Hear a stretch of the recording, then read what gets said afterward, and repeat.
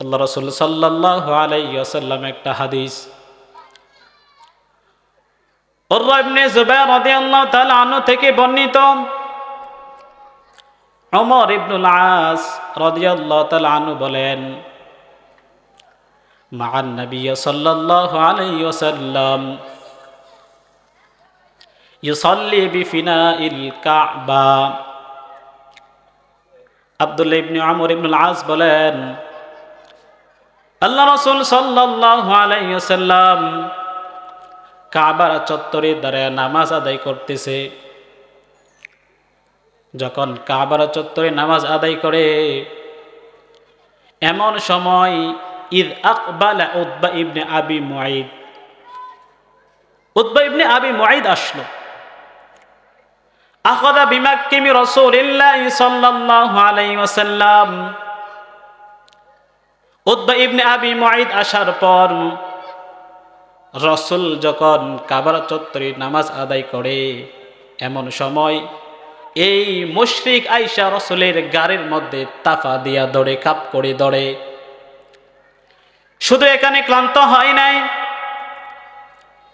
এমন একটা রুমাল নিছে, রুমাল নেওয়ার পর গলার মধ্যে এইভাবে পেঁচ দিল পিছন দিক থেকে,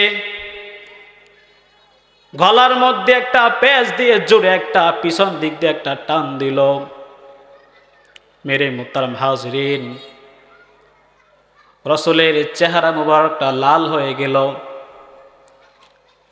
দুনিয়াতে মানুষ যখন গলায় দড়ি দেয়, তাদের চেহারা যেরকম লাল হয়ে যায়, আল্লাহ রাসূল সাল্লাল্লাহু আলাইহি ওয়াসাল্লামের চেহারা লাল হয়ে গেল। শুধু তাই নয়, মক্কার মুশরিকরা রাসূলকে এত কষ্ট দিত, রাসূল যখন নামাজে দাঁড়াইতো, এমন সময় উটের নাড়ি বুড়ি রাসূলের মাথায় নেড়াইখা দিত। এই রকম বিভিন্ন কষ্ট দেওয়ার পর এই অনুযায়ী রাসূলের মেরাজটা হয়েছিল। আম্মা আয়েশা রাদিয়াল্লাহু তাআলা আনহা বলেন, ইয়া রাসূলুল্লাহ, ইয়া হাবিবাল্লাহ, উহুদের প্রান্তরের কষ্ট চাইতে আপনি কি আরো কোনো কষ্ট পাইছেন? আল্লাহর নবী সাল্লাল্লাহু আলাইহি ওয়াসাল্লাম বলেন, লাকাদ লাকিতু মা লাকিতু মিন কওমি। হে আয়েশা, তোমার সম্প্রদায়ের কাছ থেকে আমি যে কষ্ট পাইলাম, উহুদের প্রান্তরে আমি যে কষ্ট পাইলাম, তার চেয়ে বেশি কষ্ট পাইছি যখন আমি আমার তায়েফের ময়দানে আমি গেলাম। তায়েফে যাওয়ার পর আমি ইবনে আলী ইবনে কুলাল নামক একজন ব্যক্তিকে আমি দাওয়াত দিলাম। তাকে যখন আমি ইসলামের দাওয়াত দিলাম, ওই ইবনে আলী ইবনে কুলাল যখন ইসলামের দাওয়াত কবুল করলো না, বরং তায়েফের মুশরিক যুবকদেরকে বলে দিল, এই আব্দুল্লাহর ছেলে মুহাম্মদ পাগল হয়ে গেছে, তোমরা তাকে পাথর মারো। রাসূল বললেন, এই তায়েফের ময়দানে মক্কার মুশরিকরা আমাকে পাথর মারতে মারতে আমাকে রক্তাক্ত করে ফেলল। মারার পর কর্ণ সালিম একটা জায়গার নাম, সেই জায়গার মধ্যে রাসূল বসলেন। বসার পর যখন মাথাটা উপরে দিলেন, মাথাটা উপরে দেওয়ার পর দেখলেন যে একটা মেঘের কন্ড রাসূলকে আইসা ছায়া দেয়। সুবহানাল্লাহ, একটা মেঘের কন্ড, মেঘ আইসা রাসূলকে ছায়া দেয়। রাসূল বললেন, আমি দেখলাম এই মেঘের ছায়ার মধ্যে জিব্রাইল আমিনকে দেখা যায়। সুবহানাল্লাহ। জিব্রাইল আলাইহিস সালাতু ওয়াস সালাম বলেন, হে আল্লাহর নবী, আপনি যে তাদের কি দাওয়াত দিলেন আর তারা যে আপনার সাথে খারাপ আচরণ করেছে, সব কিছু আল্লাহ তাআলা দেখেছে, আপনার সব কৃতকার্য আল্লাহ তাআলা দেখেছে। রাসূলুল্লাহ সাল্লাল্লাহু আলাইহি ওয়াসাল্লাম মনে বড় আশা নিয়ে তায়েফবাসীর কাছে গিয়েছিল দাওয়াত দেওয়ার জন্য। এক পর্যায়ে রাসূল একটা মুশরিকের আঙ্গুরের বাগানে বসে বলতেছে, ও আল্লাহ, আমি মনে ওদের যোগ্য না, আমি মনে দুর্বল, এই জন্য তারা আমার দাওয়াত শুনে না, তারা আমার কথা শুনে না। আল্লাহ জিব্রাইলকে বলে দেন, ও জিব্রাইল, আমার বন্ধুকে বলে দাও যে আমার বন্ধুর পুরস্কার আমি নিজে মুখে দিব না, স্বয়ং আমি আমার বন্ধুকে আমার কাছে এনে তারপর আমার বন্ধুর পুরস্কার দিব। সুবহানাল্লাহ। এই যে মেরাজের সূচনাটা এখান থেকে হয়েছিল। মেরে মুহতারাম হাজরিন, আল্লাহর নবী সাল্লাল্লাহু আলাইহি ওয়াসাল্লাম যেদিন মেরাজে যাবে, রাসূল বললেন, আমি মক্কার একটা ঘরে শুয়েছিলাম। আনাস রাদিয়াল্লাহু তাআলা আনহু বলেন, কান আবু যার রাদিয়াল্লাহু তাআলা আনহু ইউহাদ্দিস, আবু যার রাদিয়াল্লাহু তাআলা আনহু থেকে বর্ণিত একটা হাদিস, আন্না রাসূলুল্লাহ সাল্লাল্লাহু আলাইহি ওয়াসাল্লাম قال فافرج عن سقف بيتي وانا بمكة। রাসূল বললেন, আমি একটা কাবার একটা ঘরের মধ্যে ছিলাম, হঠাৎ করে দেখি আমার ঘরের ছাদটা কেমন জানি ফাঁকা হয়ে গেল। সুবহানাল্লাহ। দেখলাম আমার ঘরে ছাদটা ফাঁকা হয়ে গেল, আর এই ফাঁকা দিয়ে জিবরাইল আমিন ঘরে প্রবেশ করলো। করার পর আমাকে ঘর থেকে বের করে হাতিমে কাবার মধ্যে নিল, নিয়ে সেখানে আমাকে বসালো। বসানোর পর আমার বুকটাকে ফাড়লো, ফাড়ার পর ফাগসালাহু বিমাই জামজাম, জমজমের পানি নিল। পানি নিয়ে ঈমান আর হিকমতটা বের করলো। বের করে এই জমজমের পানি দিয়ে দৌত করে আবার বুকের মধ্যে দিয়ে দিল। সুবহানাল্লাহ। দিয়ে দেওয়ার পর আবার বুকটাকে জোড়া লাগায় দিল। আল্লাহু আকবার। এরপর আল্লাহ বলতে, সুবহানাল্লাযী আসরা বিআবদিহি লাইলাম মিনাল মাসজিদিল হারাম, আমি আমার বন্ধুকে মসজিদ হারাম থেকে মসজিদ আকসা পর্যন্ত নিয়ে যাই। আল্লাহর নবী সাল্লাল্লাহু আলাইহি ওয়াসাল্লাম বলেন, আমি দেখলাম একটা বুরাক নাম একটা প্রাণী আসলো। এই বুরাকটা কেমন জানেন? বুরাকটা সাদা রঙের ছিল, লম্বা ছিল। প্রাণীটা গাধার চাইতে একটু বড় ছিল, কচ্ছপের চাইতে একটু ছোট ছিল একটা প্রাণী। একটা বুরাক আমার সামনে আসলো। আসার পর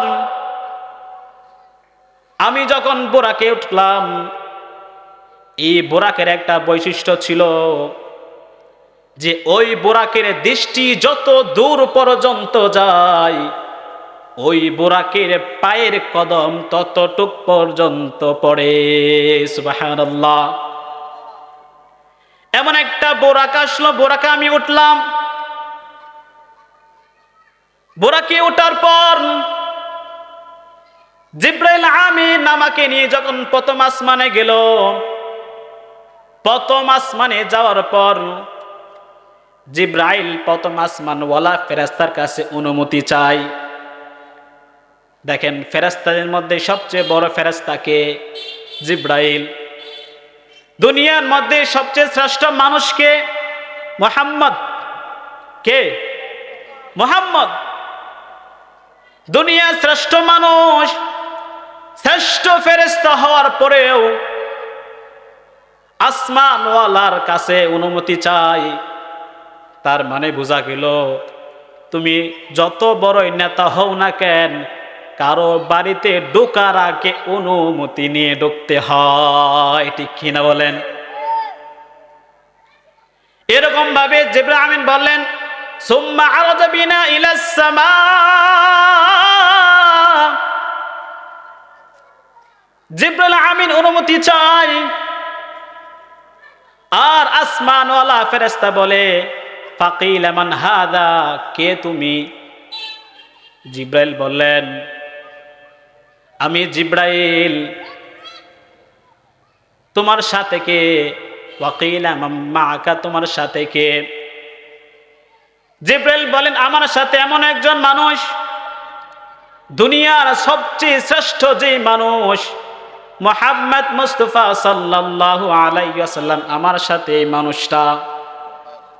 রাসূল বললেন, ফাফুতিহা লানা, যখন আসমানের প্রথম দরজাটা খুলে দিল, আমি আসমানে উঠলাম। ওঠার পর দেখি ফাইদা আনা আদম, সেখানে গিয়ে দেখি বাবা আদমকে। বাবা আদম নবী আমাকে দেখে সালাম দিল, আমাকে স্বাগতম জানাইলো, আমাকে কল্যাণের জন্য দোয়া করলো।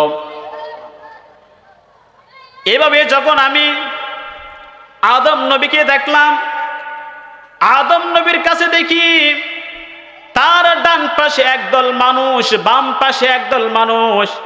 আমি জিবরাইলকে বললাম, ও জিবরাইল, তার ডান পাশে একদল মানুষ, তারা কারা? যে আদম ডান পাশের দিক থেকে হাসে আর বাম দিক থেকে যখন কান্না করে, এরা কারা? জিবরাইল বললেন, তারা হচ্ছে আদম নবীর সন্তান। ডান দিক ফিরে যখন কাঁদে, ডান দিক ফিরে যখন হাসে, এই ডান দিকের মানুষগুলো জান্নাতি, আর বাম দিক ফিরে যখন কান্না করে তারা হলো জাহান্নামী। এই জন্য আদম ডান দিক ফিরে কান্না করে, বাম দিক ফিরে, ডান দিক ফিরে হাসে, বাম দিক ফিরে কান্না করে। এভাবে প্রথম আসমান, দ্বিতীয় আসমান, চতুর্থ আসমান, পঞ্চম, 6 নম্বর, সপ্তম আসমানে যাওয়ার পর সেখানে গিয়ে দেখে ইব্রাহিম আলাইহিসসালাতু ওয়াসসালাম বাইতুল মামুরের কাছে। আর বাইতুল মামুর কি জানেন? বাইতুল মামুর হচ্ছে ফেরেশতাদের কাবা। 7 আসমানের উপরে ফেরেশতাদের কাবা। মানুষ দুনিয়াতে যে বাইতুল্লাহ তাওয়াফ করে, যখন হাজী সাহরা বাইতুল্লাহ যায়, যেরকম ভাবে বাইতুল্লাহটা তাওয়াফ করে, 7 আসমানের উপরে একটা কাবা আছে, সেটা হচ্ছে বাইতুল মামুর, সেটা হচ্ছে ফেরেশতাদের কাবা। সুবহানাল্লাহ।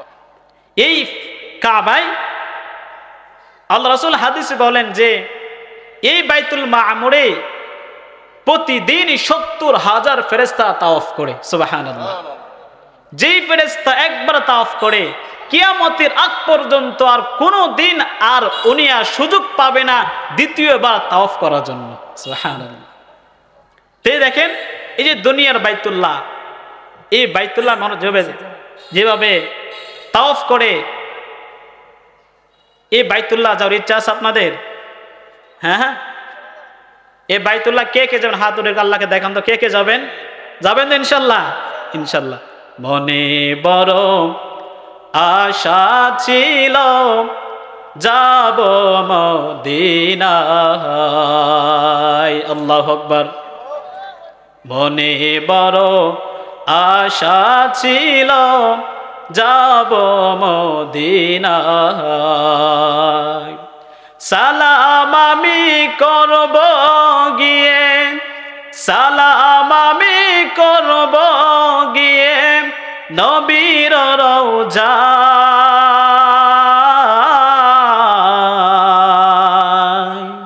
মনে বড় আশা ছিল যাব মদিনায়।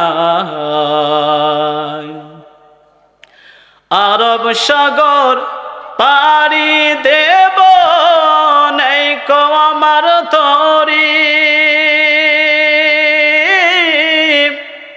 পাখি নাই যে উড়ে যাব ডানাতে বর করি। আল্লাহু আকবার। আরব সাগর পারি দেব নাই কমার তরি, পাখি নাই যে উড়ে যাব ডানাতে বর করি। আমার আশা আছে সম্বল নাই, আশা আছে সম্বল নাই, করি কি উপায়।